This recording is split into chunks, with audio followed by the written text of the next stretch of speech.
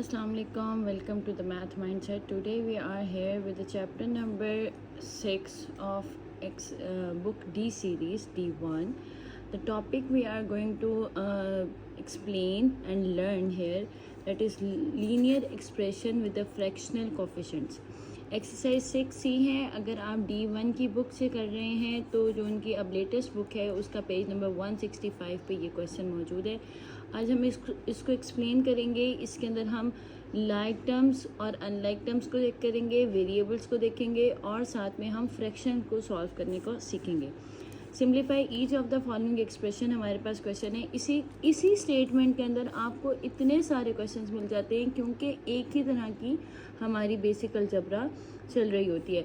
आज हम फ्रैक्शनल से रिलेटेड काम कर रहे हैं. सबसे पहले तो आपको पता होगा कि दिस इज़ वेरिएबल, ये एक्स वाई जो है ये वेरिएबल्स हैं और एक्स के साथ जो वैल्यू लिखी है या वाई के साथ जो वैल्यू लिखी है दैट इज़ इसका कोफिशिएंट है. और एक चीज़ जो हमेशा बच्चे गलती करते हैं वो ये कि हमेशा जो भी वैल्यू आपके पास है उससे पहले उसका साइन आता है. तो हम ये पढ़ेंगे +1/5y माइनस 1/6x. तो 1/6x का साइन क्या है? -1. ये याद रखिएगा. सबसे पहला काम हमेशा हमने लाइक टर्म्स को इकट्ठा करना है. 1/6x plus 1/5y minus 1/10y.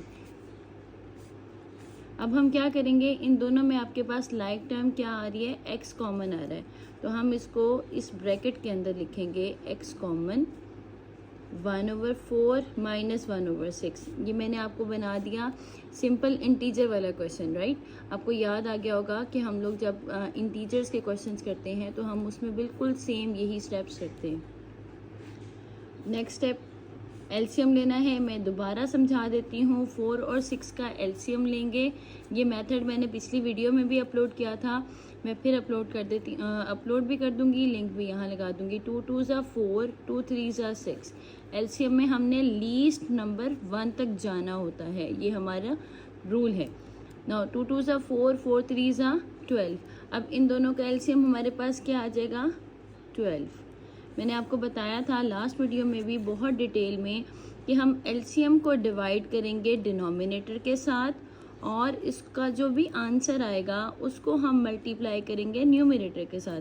Now let's suppose this is denominator और इसका न्यूमरेटर क्या है? 1. 12 divided by 4 is equals to 3 multiply 1 that is 3. बच्चे बहुत सारे स्टूडेंट्स भी कहेंगे, आपको टीचर्स भी बता रहे होंगे कि बेटा यहाँ क्रॉस मल्टीप्लाई करके भी सॉल्व कर सकते हैं, सेम डिनोमिनेटर करके भी कर सकते हैं. मैंने ये नहीं कहा कि वो गलत तरीका है, but we are approaching with the logic. The maths mind sets के अंदर आपको मैक्सिमम लॉजिक्स मिलेंगी जिसके ज़रिए आपको क्वेश्चंस को करना भी आएगा और टॉपिक को समझना भी आएगा ताकि आप दुनिया जहान का क्वेश्चन सॉल्व कर सकें. 6 इसी तरह सेम हम इसको डिवाइड करेंगे, एलसीएम को डिवाइड करेंगे डिनोमिनेटर के साथ. We got 2 multiply by 1 that is 2 x. Same यही स्टेप हम यहाँ रिपीट करेंगे and y. This is 1/12x plus 1/10y.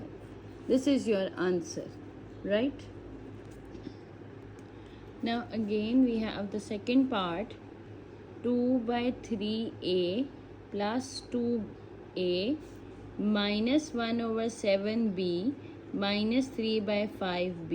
Again अब इसके नीचे यहाँ पे कोई नंबर नहीं है तो हम 1 लगा सकते हैं ताकि हमें क्वेश्चन सॉल्व करना आसान हो जाए, क्योंकि अभी हम फ्रैक्शंस को डील कर रहे हैं. अदरवाइज अगर हम 1 नहीं भी लगाएंगे तो इसका अंडरस्टूड बात है कि that is there is 1. Again मैंने a कॉमन निकाल लिया. अब यहाँ भी माइनस है, यहाँ भी माइनस है. अगर मैं यहाँ माइनस का साइन कॉमन निकालूंगी तो अंदर वाले साइन दोनों चेंज हो जाएंगे. That 1/7 plus 3/5 and this is b. क्योंकि जब ये साइन दोबारा ऑपरेट होगा तो वापस वैसे की वैसे वैल्यू बन जाएगी. नाउ 3 और 1 का एलसीएम लेंगे 3.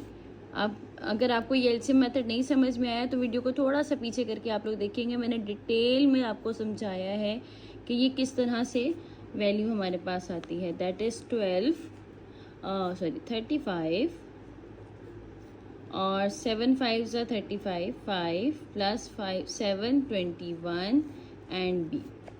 The next is 8/3A minus 26/35B. Bracket open कर देंगे और दैट इज़ योर आंसर.